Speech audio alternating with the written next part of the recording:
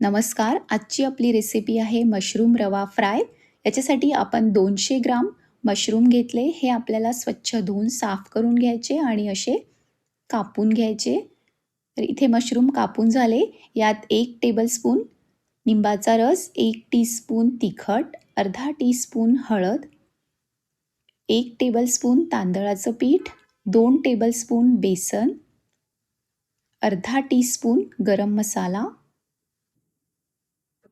चवीप्रमाणे मीठ आणि बारीक कापलेली कोथिंबीर घालायची आणि असं छान मिक्स करून घ्यायचं आणि 15 ते 20 मिनिट आपण हे सेट होण्यासाठी साईडला ठेवणार आहोत. तर इथे आपले 20 मिनिट झालेले आहेत.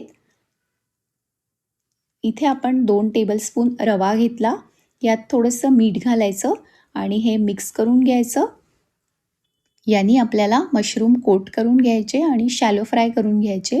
तर सोपी रेसिपी आहे, झटपट रेसिपी आहे, चवीला खूप छान होतात हे रवा मशरूम फ्राय. तर नक्की करून बघा आणि अशाच आणखी रेसिपीज बघण्यासाठी फॉलो आणि सबस्क्राईब करायला विसरू नका.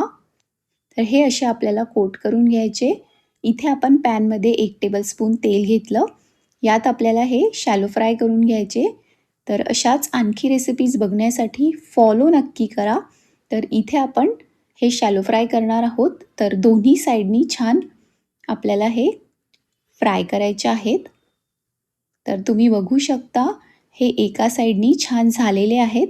असेच आपल्याला दुसऱ्या साईडनी पण होऊ द्यायचे आहेत. तर इथे आपले हे मशरूम रवा फ्राय तयार झालेले आहेत. नक्की करून बघा.